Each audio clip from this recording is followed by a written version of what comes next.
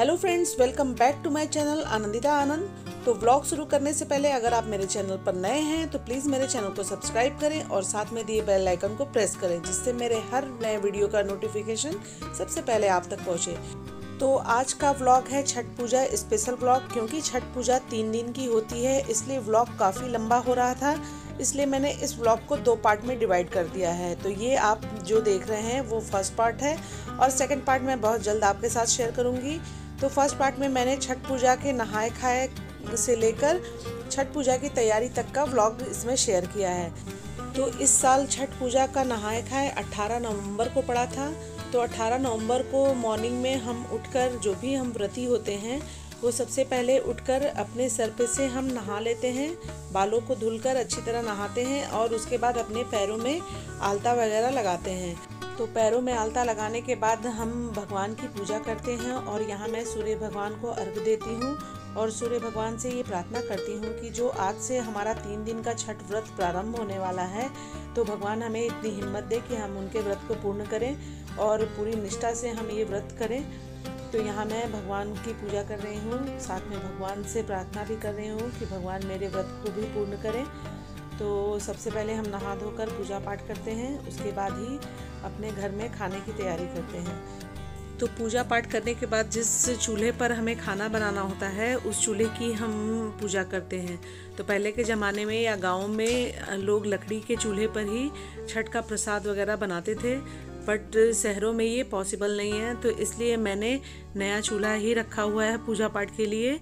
तो इसको मैं सिर्फ पूजा पाठ में ही यूज़ करती हूँ। तो यहाँ मैं उसकी भी पूजा करती हूँ। तो खाना बनाना शुरू करने से पहले या तो लकड़ी का चूल्हा हो या कोई भी चूल्हा हो तो उसकी पूजा करनी ज़रूरी होती है। तो यहाँ हम सिंदूर से वहाँ भी 5 जगह उसके टीका लगाते हैं, फिर उसे अगरबत्ती और दिया फूल वगैरह चढ़ाते हैं। उसके बाद ही हम इस चूल्हे पर अपने व्रत का खाना बनाएंगे। तो यहाँ मेरी पूजा शुरू हो चुकी है। पूजा ख़त्म होने के बाद मैं यहाँ खाना बनाने लगी हूँ। तो एक तरफ मैंने चने की दाल चढ़ा दी है और दूसरी तरफ मैं लौकी को बना रही हूँ। तो इस व्रत में चने की दाल बनाई जाती है, कद्दू रहता है यानी लौकी बनती है और जो भी खाना बनेगा वो बिना लहसुन प्याज का बनेगा। और आज के दिन के खाने में तेल का यूज़ नहीं होता है, हम इसे शुद्ध घी में बनाते हैं।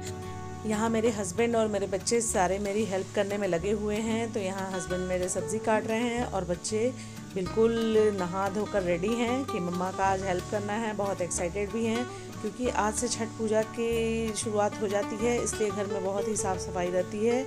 हम यूपी बिहार के लोगों को छठ पूजा का साल भर इंतज़ार रहता है। तो जो लोग यूपी बिहार में रहते होंगे वो समझते होंगे कि छठ पूजा का क्या महत्व होता है। तो इस पूजा में बहुत ही साफ़ सफाई का ध्यान दिया जाता है और बहुत ही कठिन पूजा होती है ये। इसमें बहुत ही ध्यान से हर चीज़ किया जाता है। तो यहाँ मैं सब्ज़ी बना रही हूँ, दूसरी तरफ लौकी बन रही है मेरी। तो आज के दिन के खाने में हम सरसों का तेल बिल्कुल भी नहीं यूज़ करते हैं, सारा खाना हम शुद्ध घी में बनाते हैं और बहुत ही सफाई के साथ हम इस खाने को बनाते हैं। तो यहाँ खाना बनाते बनाते हम लोगों में हंसी मजाक भी चल रहा है, क्योंकि मैं छठ का गाना नहीं गा रही थी। तो हस्बैंड मुझे चिढ़ा रहे थे कि आज छठ है और तुम व्रत हो और तुम छठ का गाना नहीं गा रही हो, तो खाना बनाते बनाते छठ का गाना भी गाओ। तो उसी पे मुझे हंसी आ रही थी। वैसे फ्रेंड्स, छठ के गाने का एक अलग ही महत्व होता है। इसे सुनने पर एक अलग तरह की फीलिंग होती है, ऐसा लगता है कि हाँ हमारा छठ पर्व आ गया है। तो मैं तो दिवाली के बाद से ही छठ का गाना बजाना शुरू कर देती हूँ। ब्लूटूथ में हमेशा मेरे छठ का गाना बजता रहता है। तो आज भी मैं छठ का गाना ब्लूटूथ में बजा रही हूँ और साथ साथ उसे गा रही थी। तो मेरे बच्चे और हस्बैंड चिढ़ा रहे थे कि मम्मा मॉडर्न हो गई है, मम्मा ब्लूटूथ में गाना बजाकर उसे साथ में गा रही है। तो वैसे मुझे छठ का गाना बहुत अच्छा लगता है, मैं खुद भी उसे गुनगुनाती रहती हूँ। तो यहाँ बातें करते करते देखिए मेरी पकौड़ियाँ भी रेडी हो चुकी हैं। आज के दिन हम 5 किस्म की पकौड़ियाँ बनाते हैं, जिसमें लौकी, आलू, बैगन वगैरह होता है। तो ये पकौड़ियाँ भी हमारी शुद्ध घी में ही तली जाती हैं। तो यहाँ मेरा पूरा खाना तैयार हो चुका है। अब मैं पूजा करने के लिए मैं बैठ चुकी हूँ। तो यहाँ हम एक थाली में जितना भी खाना हमने बनाया है उसे हम एक साथ ले लेते हैं और फिर सबसे पहले हम अपने नाक से पीला सिंदूर लगवाते हैं। तो देखिए यहाँ मेरे हस्बैंड मुझे सिंदूर लगा रहे हैं। तो ये पूरे नाक से हम छठ में सिंदूर लगाते हैं, इसका भी एक अलग लुक होता है। उसके बाद मैं उनको भी टीका लगाती हूँ। यहाँ मेरे हस्बैंड सारे बच्चों को भी सिंदूर का ही टीका लगाते हैं। और यहाँ ये होता है कि नहाए खाए के दिन जो भी खाना बनता है सबसे पहले व्रती खाता है, उसके बाद परिवार के सारे मेंबर्स उस प्रसाद को ग्रहण करते हैं। तो सुबह से मेरे बच्चों और मेरे हस्बैंड ने कुछ भी नहीं खाया था। ये लोग भी मेरे साथ नहा धोकर पूजा पाठ में लगे हुए थे, क्योंकि खाना बहुत ज़्यादा होता है और कई तरह का बनाया जाता है, इसलिए हमें खाना बनाते बनाते थोड़ा लेट हो गया था।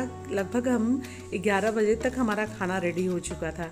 तो खाना बनाने के बाद सबसे पहले हम व्रती जो होते हैं उसे ग्रहण करते हैं, भगवान को चढ़ाते हैं, उसके बाद ही परिवार के सारे मेंबर्स खाना खाते हैं। तो बच्चों को काफ़ी भूख लगी हुई है, तो इसलिए मैं जल्दी जल्दी कर रही हूँ। और मेरा छोटा बेटा देखिए यहाँ वेट में है कि मम्मा अगरबत्ती जलाएगी तो मैं भी पूजा करूँगा।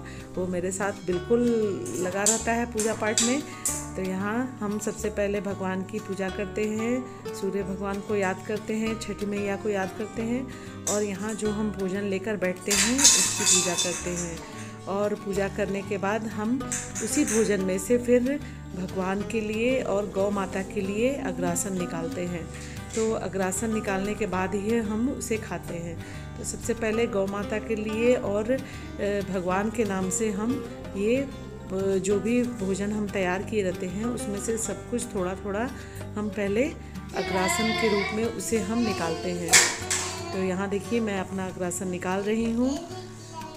तो यहाँ बच्चों को भी काफ़ी भूख लगी हुई है, वो बहुत ही कह रहे हैं मम्मी जल्दी जल्दी करो।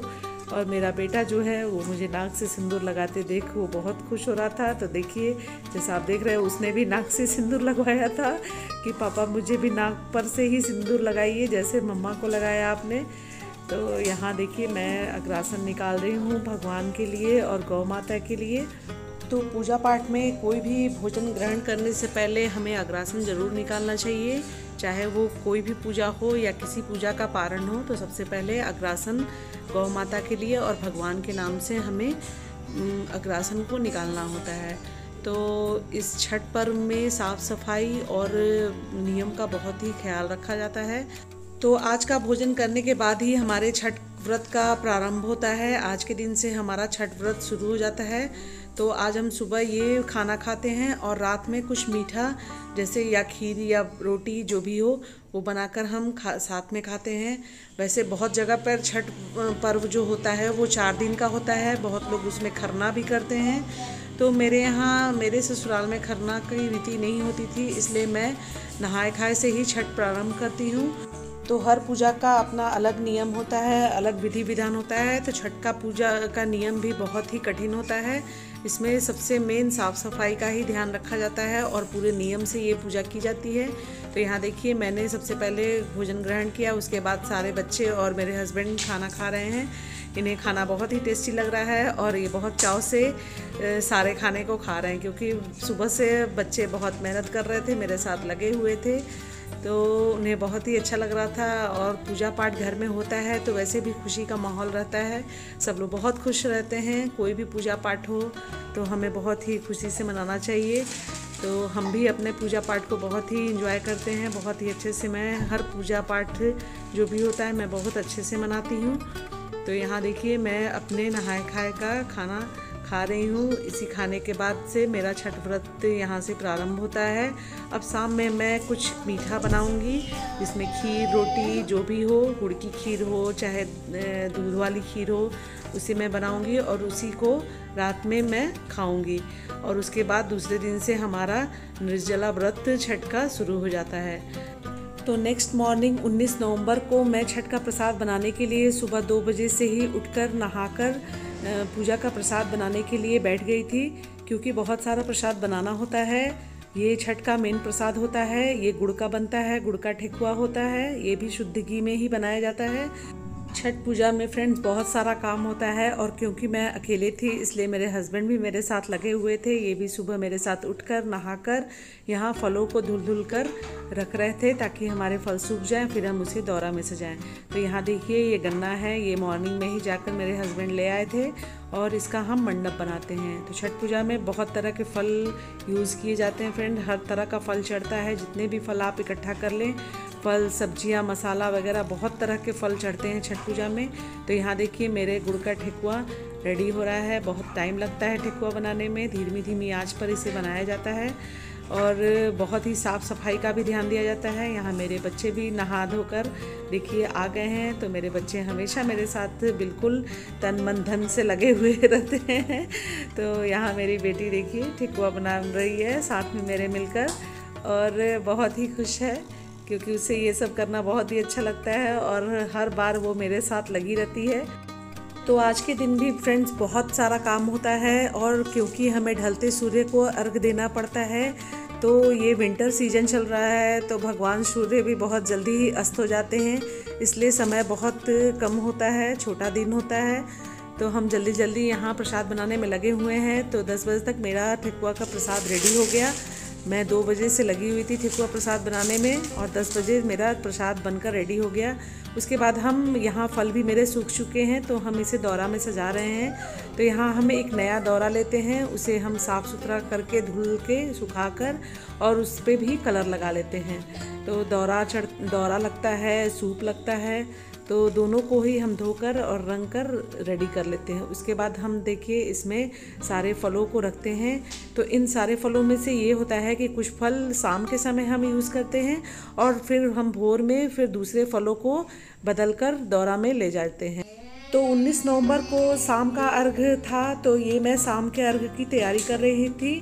तो इसी पार्ट का नेक्स्ट पार्ट जो है वो सेकंड पार्ट, उसमें मैंने अर्घ किस तरह दिया, पूजा मैंने किस तरह से की, उसमें मैंने आपके साथ शेयर किया है। तो प्लीज़ उस वीडियो को ज़रूर देखें। उस वीडियो को भी मैं बहुत जल्दी आपके साथ शेयर करूँगी। तो तब तक के लिए मैं आपसे अलविदा कहती हूँ, मिलते हैं नेक्स्ट ब्लॉग में। Thank you.